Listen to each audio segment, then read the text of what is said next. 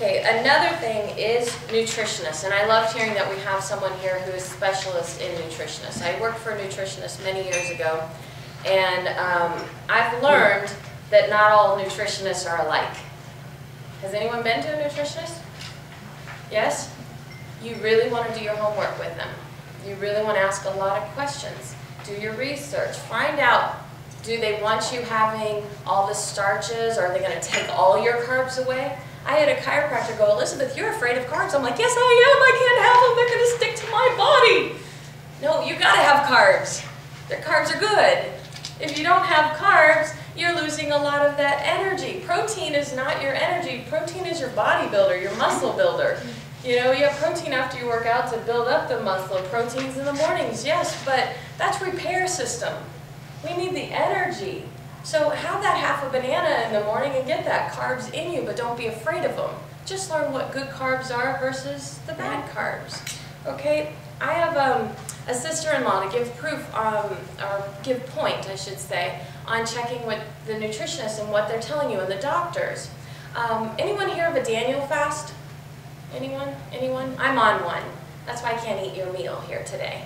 A Daniel fast is actually a spiritual fast, and we cover 2 spiritual fasts in our ebooks because they're actually very good for weight loss as well, but I'm doing it for spiritual purposes. I happen to be a Christian, and over millions of Christians every year in January do a 21-day fast. I'm on day 13 of 21. I planned it so that it ended before the wedding, so I could have that cake. All vegetables, all fruit, and grains. No coffee, no teas, love my green tea, no honeys, there goes my sweets, no eggs, no meats, nothing. Only fruit juices, 100%, only 100% vegetable juices, water, lots of water, orange slices in water, phenomenal. Okay, all vegetable, and herbs, you can have as many herbs as you want. If you're from Canada, you can say herbs. But this fast is very strict. My sister-in-law posts on Facebook on New Year's Eve, and she says, oh, I can't do that because I'm diabetic. I'm like, I didn't get it. I'm like, why not? She's like, I'd love to do it, but I can't do it. I'm like, why not? I don't understand. She said, well, my nutritionist, now she's 6'2", and she's got a little bit on her, and she says, well, my nutritionist wants me on a 2,500 to 3,000 calorie diet. I have to have this many from all food groups. So that means she has to have the breads, the carbs, she has to have the meats, the proteins, even though you get proteins from beans and you get proteins from legumes. But I was like, well, what do vegan diabetics do? I know there got to be some out there. And she went online and she did some research, and she actually found, and I posted it here so that you can see it. It's from webmd.com, or I didn't post it there, but I have it here so I can read it to you. And it was actually back from 2008, so it's not something new. It's not new research. It says a vegan diet may do a better job for reducing cardiovascular disease in diabetic patients than a diet recommended by the American Diabetes Association, according to new studies. She's like, oh, I'm going to have to check with my nutritionist. Yes. They're taught to tell you whatever they've learned. And if they don't keep up with latest and greatest information, they're not going to have it for you. You do need to have from all of those groups. But it doesn't have to be the portions that we are stating. I think 2,500, wow, that's, unless you're burning out there working and burning, and depending on your size and your age. Your calorie burn for a 50-year-old woman versus a 25-year-old woman are different. Your BMI is different. You got to take age into account. So if you go to a gym and they only pinch you and tell you, oh, this is what it is, and they don't ask you your age, they don't go, oh, you're male or female, then you want to be somewhere else. So, okay, let's talk quickly about the favorite word that I've mentioned a couple times, calories. Anyone here know what a calorie is? Calorie? Calorie? We've heard it, right? Have you heard it? Heard the word? Okay, anyone here have a car? Yes? Yes? Yes? Did you get here without putting gas in it? Was it an empty tank? No, you had to put gas in it.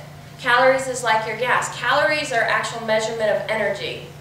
And I wrote it here because I knew this morning my brain may not be clicking in. An example, it takes 1 energy calorie to raise the temperature of 1 gram of water by 1.8 degrees Fahrenheit. Food energy is measured in kilocalories. This is all technical. This is technical I'm going to get. Of food energy. It is 1,000 energy calories. So for this book, as well as any other book on the topic, Food and Drug Administration recommends amounts of calories, and food labels we speak are in terms of calories. The difference between your body and a car is the gas that we don't use, the calories we don't use, can get stored in fat cells.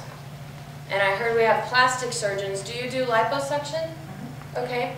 Can you liposuction an entire body at once? Okay, because that's a ridiculous procedure.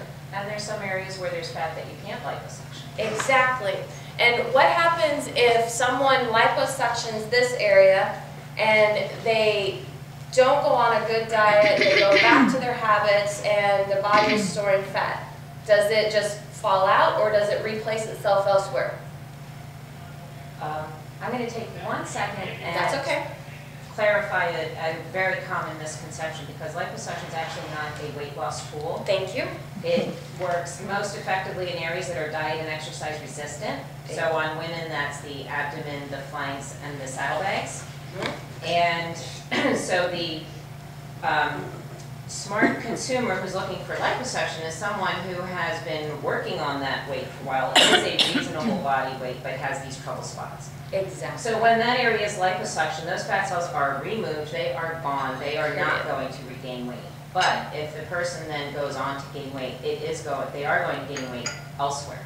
Yes. And so the people who try to use liposuction as a weight loss tool will end up with a kind of funny fat distribution. And that's something that my husband, he actually spends, his longest consults are the ones where patients actually need to lose weight, and he goes through a ton of this stuff. I couldn't have planted her any better. I love it. I've known several people who have gone down to Colombia and have gotten liposuction, and they come back, and it does mess your body portions up, because you will gain the weight in other areas. There are areas, you know, there's some particular areas up here that I know a lot of women have had problems. There's some areas underneath here that working out and dieting, it just doesn't take it for whatever reason.